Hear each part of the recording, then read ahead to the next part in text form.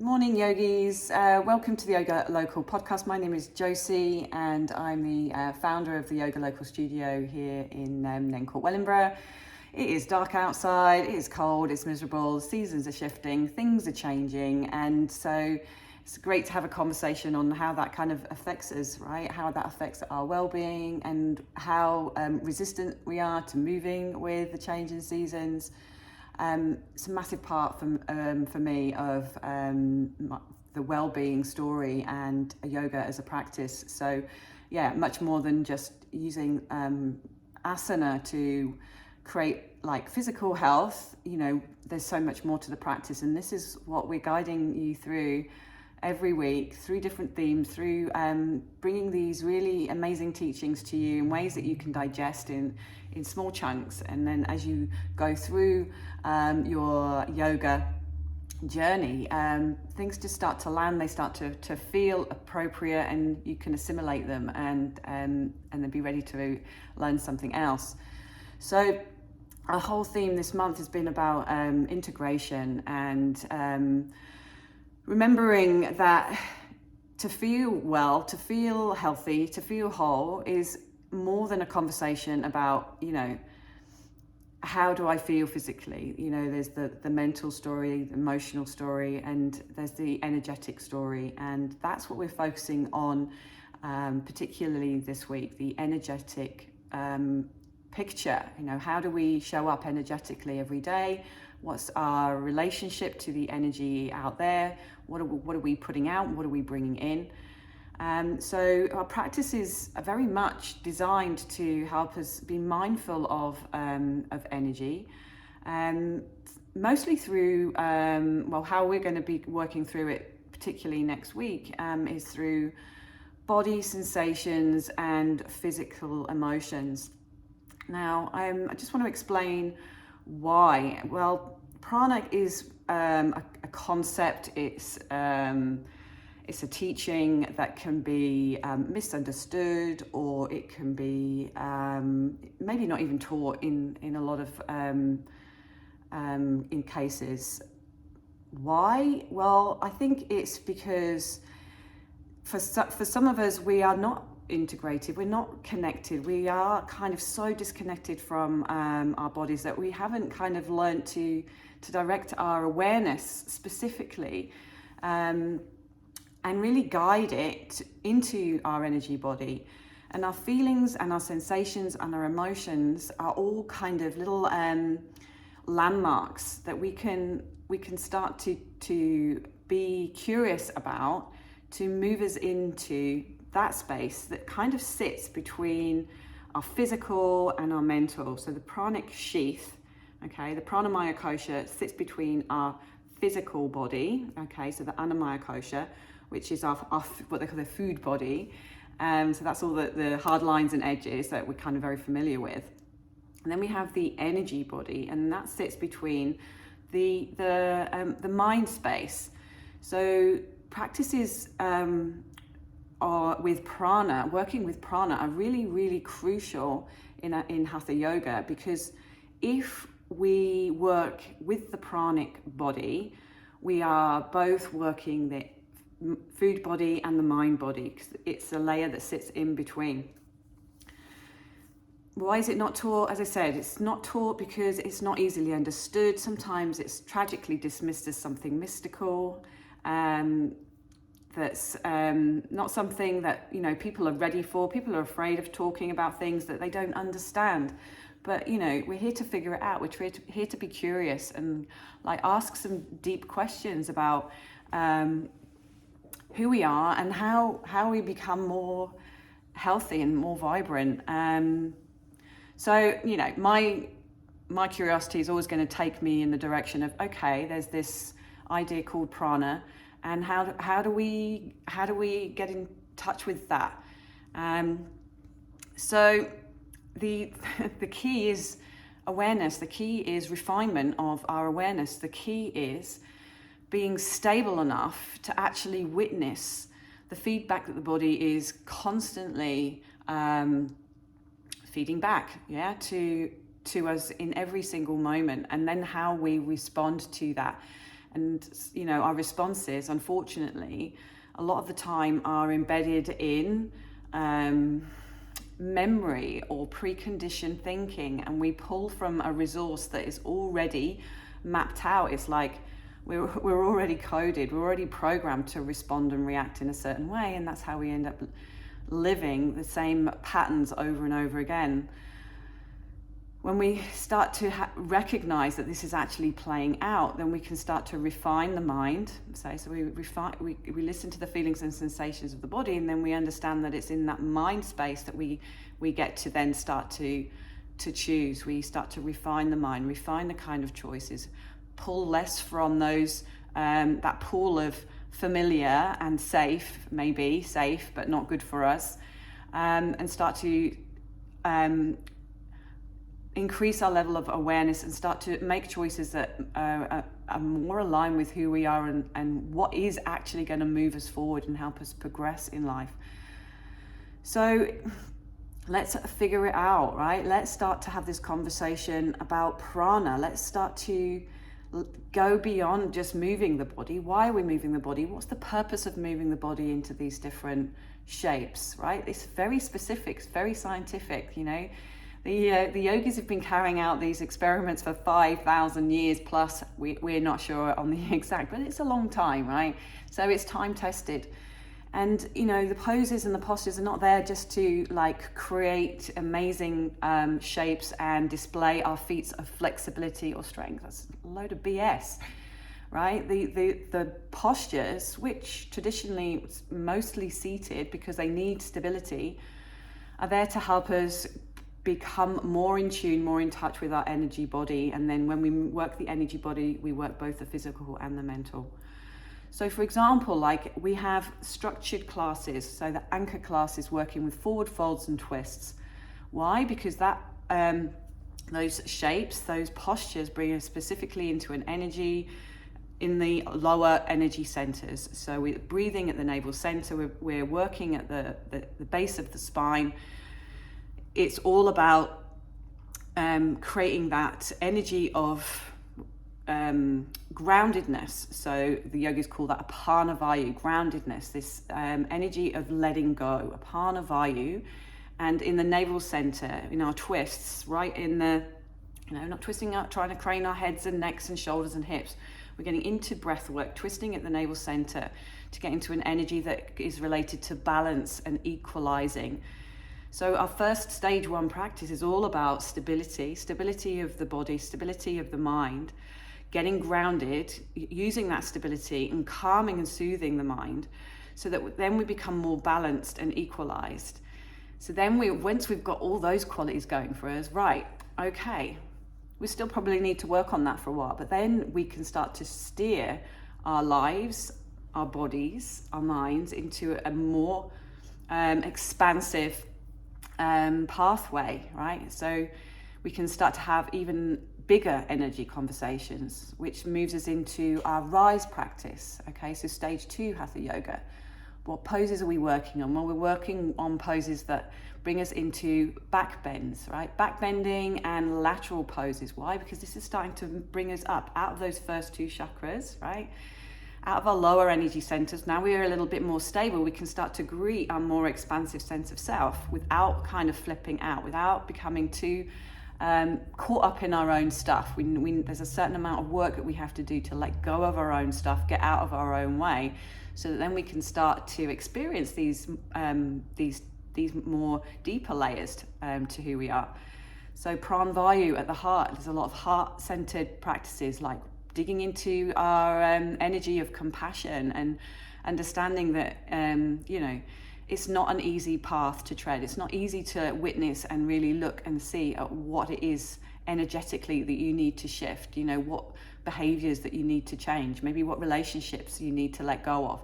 You know, it's not an easy path, and we need strength to do that, and we need heart, and we need love for ourselves to do that also. Otherwise, we just stay hanging out in our lower energy centers, just pulling on those same old kind of conversations and things that keep us continuing to live, but we're not alive, we're not fully alive, we're not fully whole, we're not fully integrated. So back bending, we're moving into opening up, expressing energy of internalizing. It's also an energizing force that helps us to internalize and take us out of all the external, so that we can start to witness a little bit more what's going on in our energy body. And then we have the Vyanu Vayu, which is expressed through laterals. It's this expansive energy that takes us into or out of ourselves, right? So as we're growing, as these practices start to become part of, our experience, and we can start to learn how to use that expansive energy to move us out of our stuckness, to expand us beyond our current limits. So the postures are there to help us create the shapes that help us to breathe. So we use the breath to then become more in proximity to those energies that are in us. They're everywhere, they're expressed in nature, they're expressed in our bodies, and we're learning to master those energies to create certain energetic effects. So back bending, energizing, internalizing, laterals, they are expansive. They help us to feel into our sense of growth. And then when we move into stage 3, Hatha Yoga, so we've got a really super stable mind, right? We're not letting the monkey mind rule our life. Our bodies are strong, our bodies are stable. We've learned how to use the breath so that if things do come up, we can witness but not get drawn into that drama. And then that's when we can really start to internalize, and we start to get stronger, more capable at like dealing with our stuff, figuring things out, and going beyond what the places that we're currently hanging out and the experiences that we're currently having. And then that takes us into energize, which is the even bigger, more deeper spiritual path, if you're ready for it. And we work with extensions and inversions, and this is all about the center channel, the energetic channel, called Sushumna. Again, one of those words that freaks people out, but get over it. It's just a Sanskrit word. It's got a lovely deep meaning. It's the channel that is connecting lower mind to higher mind. It's about creating this inner temple where we're starting to ascend, right? And I know this probably for some of us is going to go, what's she talking about? But if you think about extensions, they're extending the spine, they're lengthening the spine. And if you think like a stuck hose pipe, right? Energy moving through anything that's kinked or distorted or disrupted or has blockages, we are not going to have the same experience. We're not going to have that same energetic effect. The pressure is not going to be there. We're not going to water our garden with that hose, very well at all. But when we've started to do these practices that help us to energetically work in our bodies, get rid of the obstacles that are in the way, then we get this kind of uplift, right? Through extension practice and also through inversions, which just literally just bring us upside down to, to help things along a little bit, because we're working from the base to the crown. When we turn things upside down, then, we're kind of working with ourselves to really move into that desire for growth, to want to meet our higher self, to not be stuck and just constantly repeating our past mistakes and living small in a small sense of who we are, But again, it is a pathway, and I really get it. It's very difficult to find or have a connection to some of these concepts when you're first starting out. But there is a certain sense of